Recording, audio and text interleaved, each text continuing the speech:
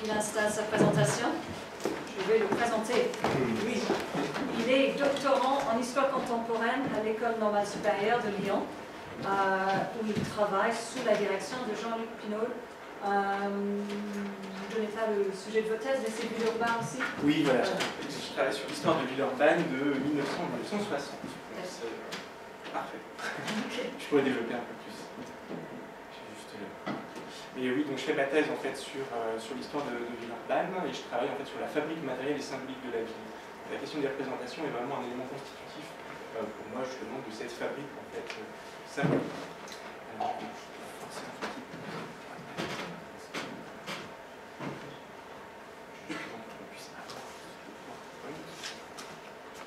Pendant qu'il installe sa présentation, je profite pour signaler qu'il est auteur d'un article sur Lazare Boulan, bâtisseur au vote des femmes. Donc, je ne sais pas si c'est le propos aujourd'hui. Non, mais c'est vrai que ça a l'air très très intéressant. Donc je vous le recommande, je vais le lire moi-même. J'ai une petite difficulté à récupérer mon PowerPoint, je peux m'excuser. Je vais mettre un PC.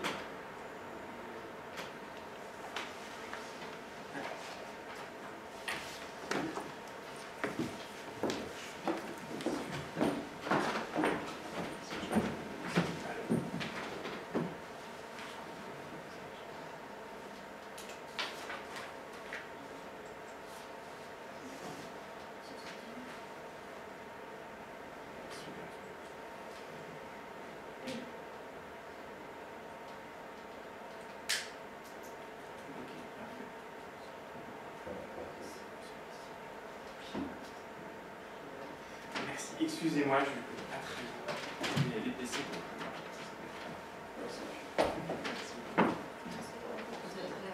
Voilà. Merci.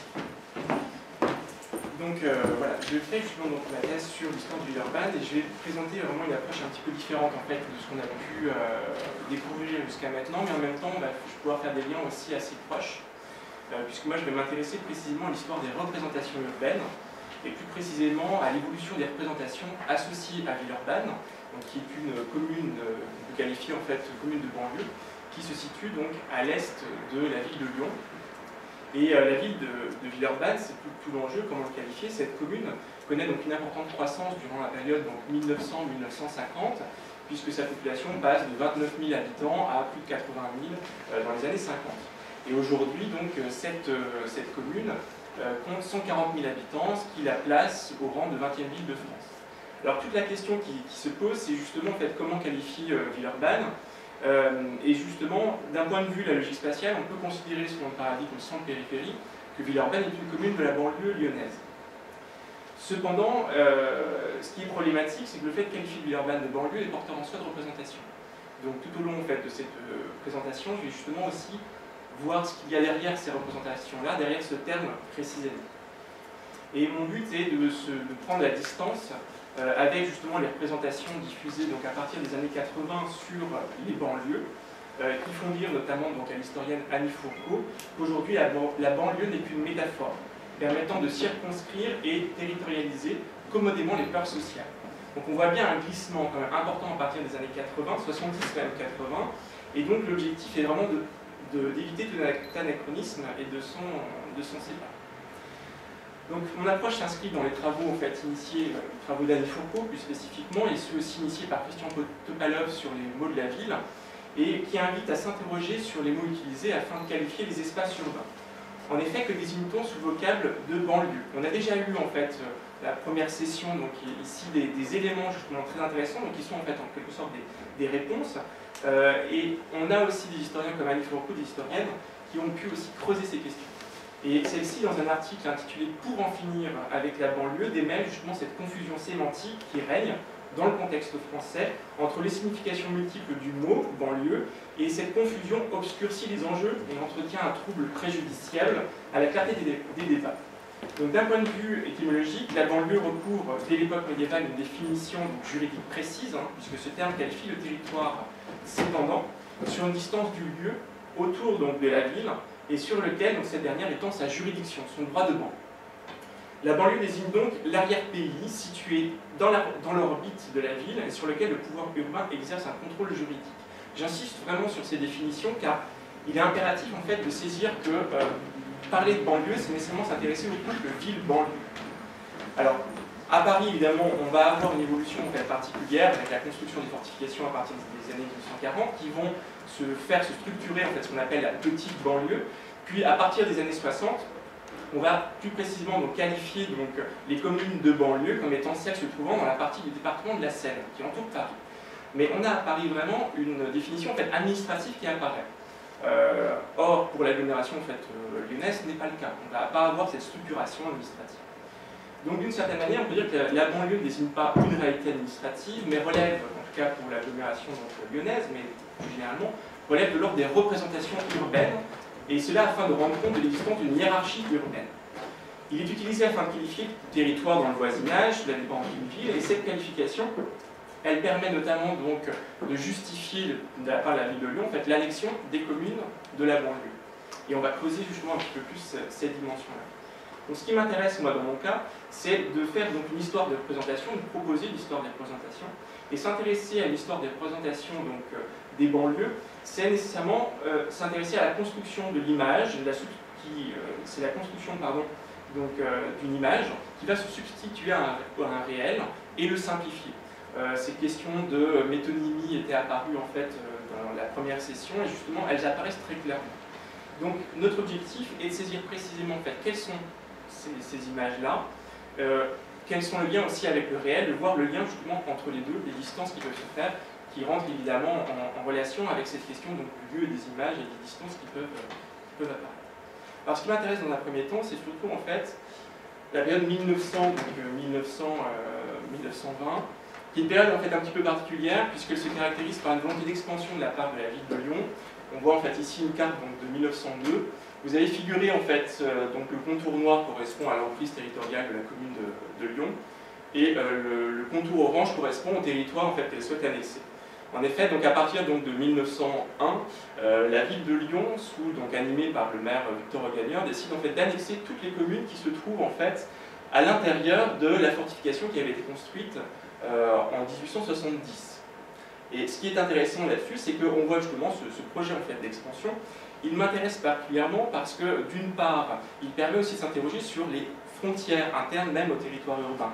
En effet, Lyon lève une barrière administrative en supprimant le 3 en 1901, ce qui lui permet tout simplement d'organiser l'annexion des communes dites suburbaines. Alors sur cet ensemble-là, juste sur cette carte, on voit en fait en jaune Villeurbanne, à proprement parler, et vous avez donc les autres communes, les parties de communes qui vont être annexées.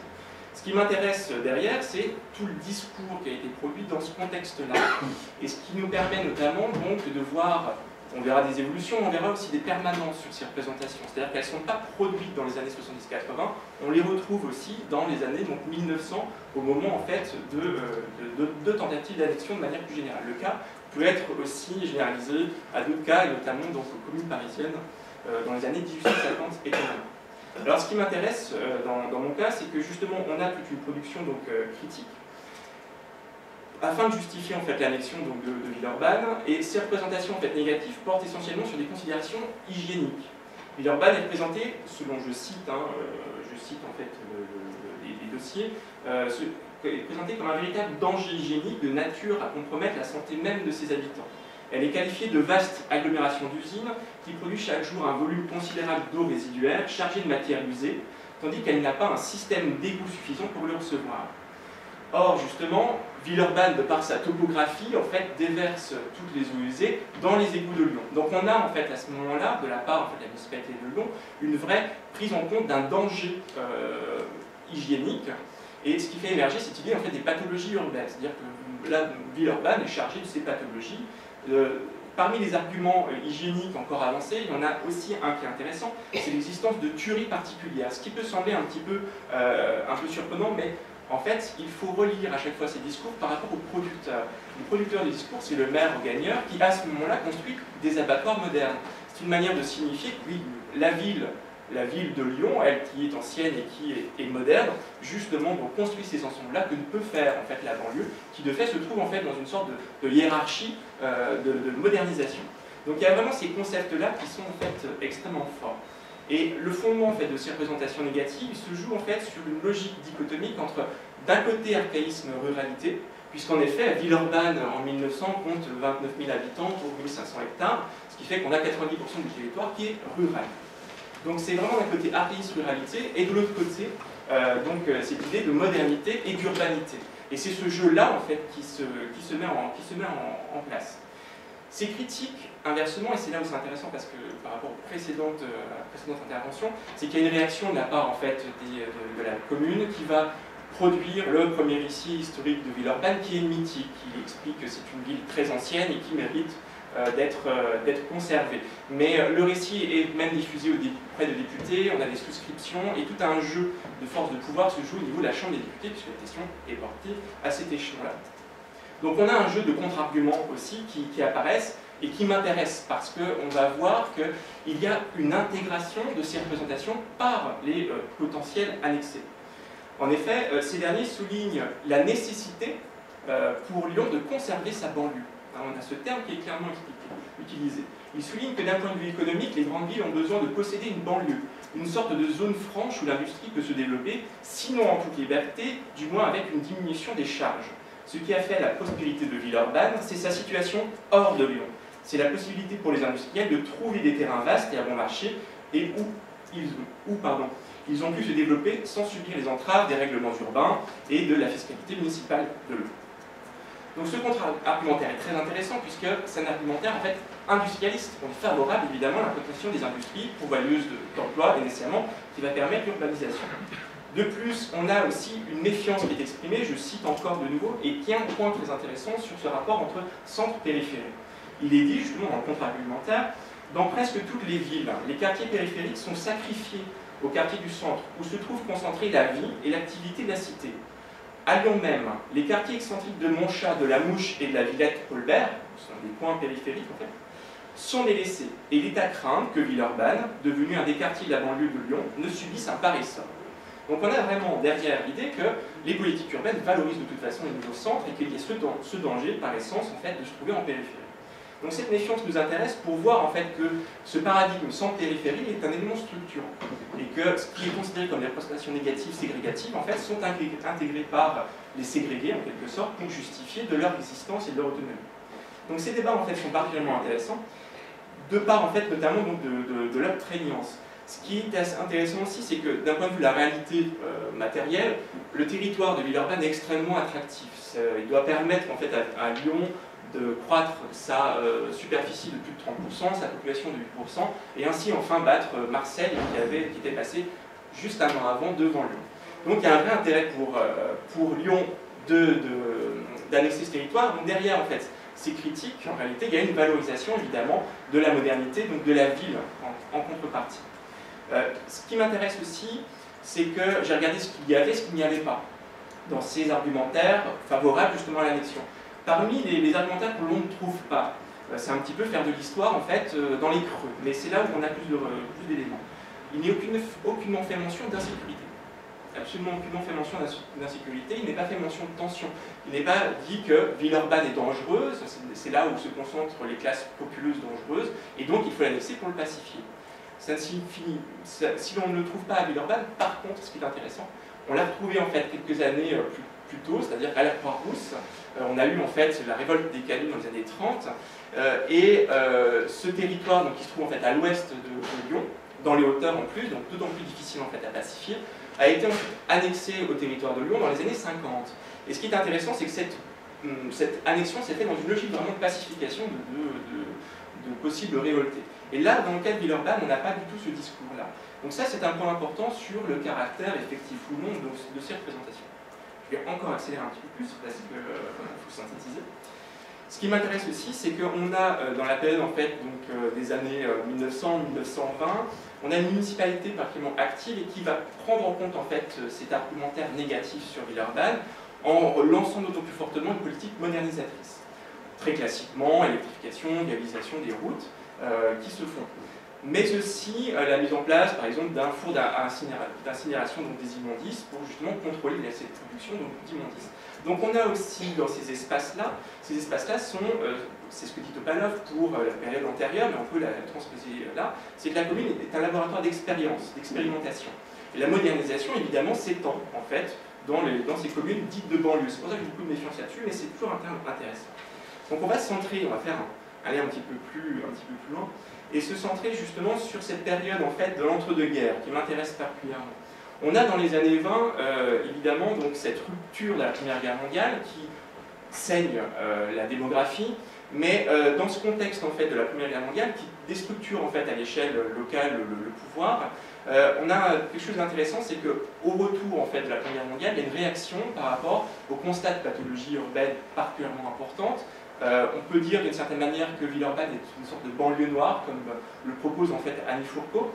Mais ce qui est intéressant, c'est que le pouvoir communal va réagir et va profiter notamment donc, de la suppression donc, de la ceinture de fortification, puisque à partir de la Première Guerre mondiale, on constate que ces ceintures de fortification n'ont aucun sens du fait de l'augmentation de la portée des canons.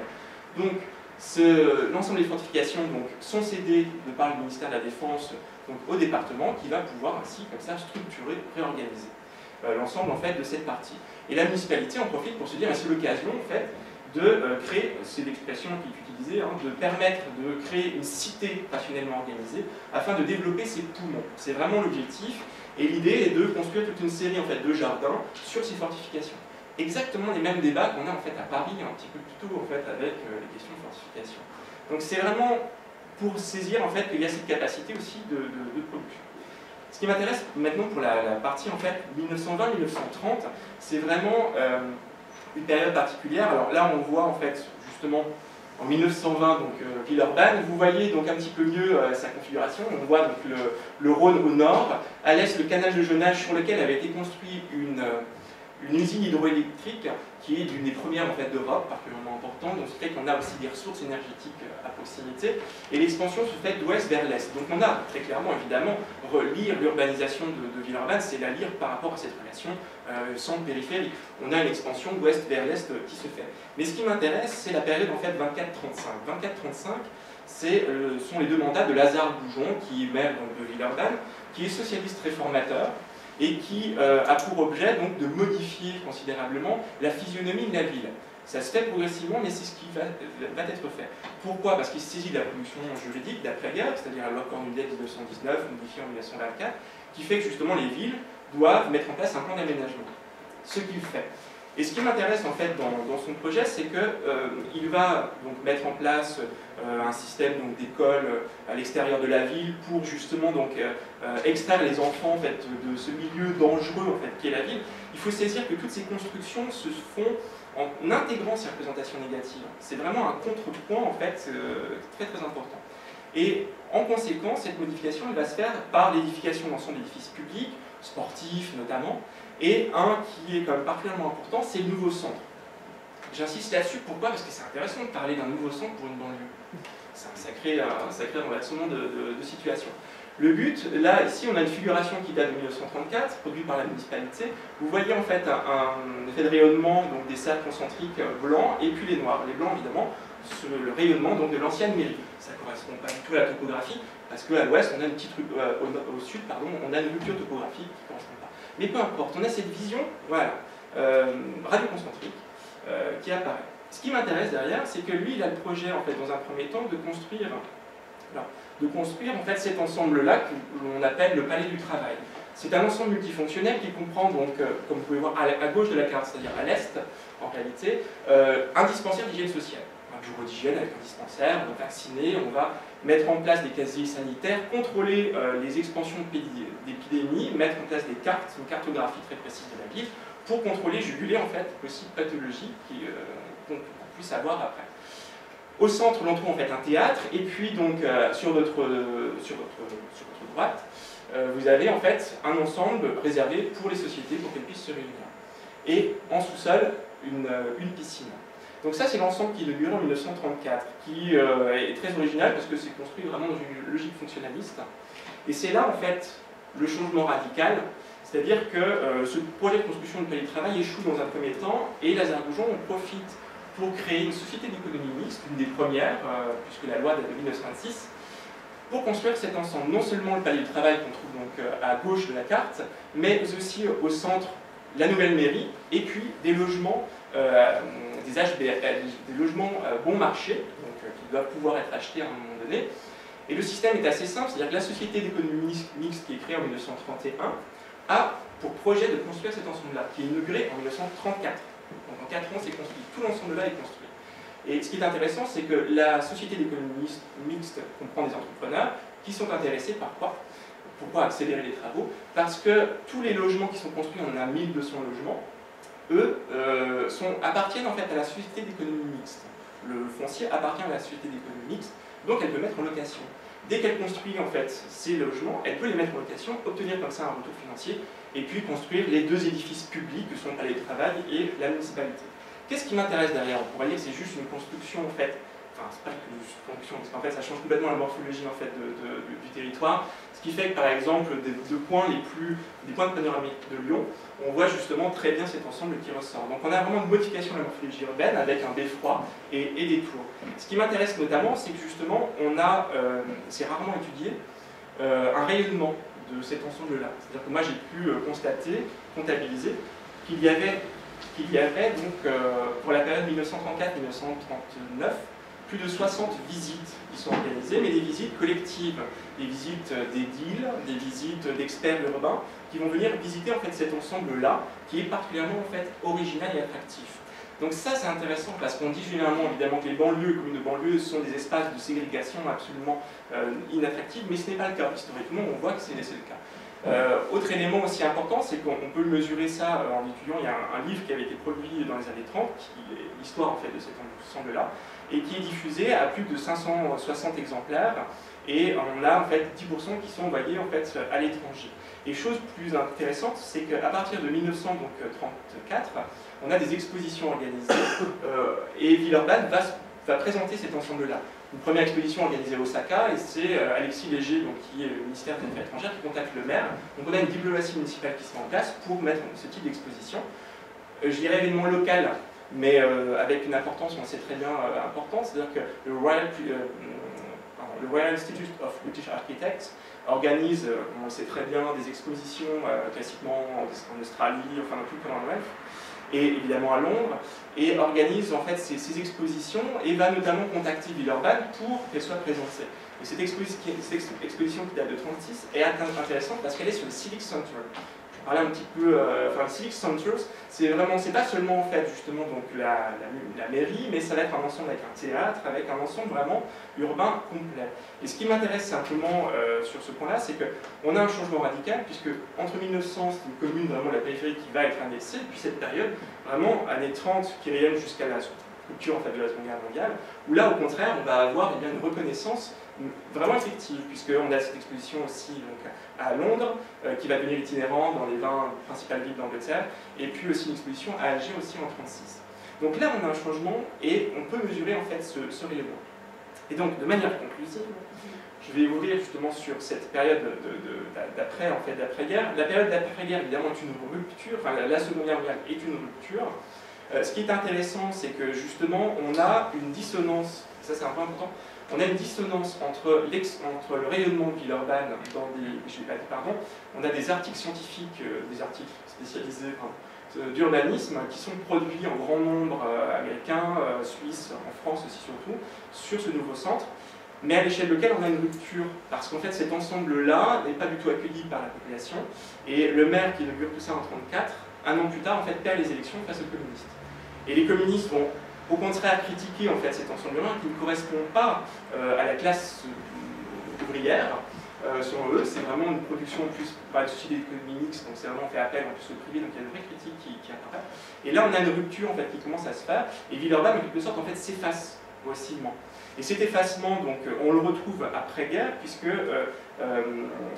enfin, on a un changement qui est quand même très important, c'est que les édiles, à partir de 1930, ne parlent plus de Villeurbanne comme d'une commune, mais comme d'une ville. Là, on a un changement aussi discursif.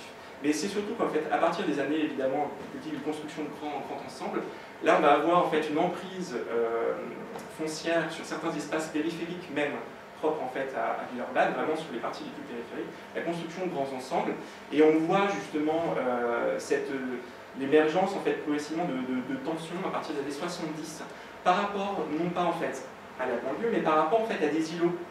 Et ça a été dit à un moment donné à la première session, c'est qu'il y a un processus de métonymie en fait dans la présentation sur Villeurbanne. C'est-à-dire que les tensions produites aussi par véhiculées par les journalistes vont en fait se centrer sur cet ensemble-là, vont parler de Villeurbanne, alors qu'en réalité les tensions se centrent sur quelques petits quartiers. Et donc on a une sorte d'effacement, en quelque sorte, de ces images plutôt amélioratives.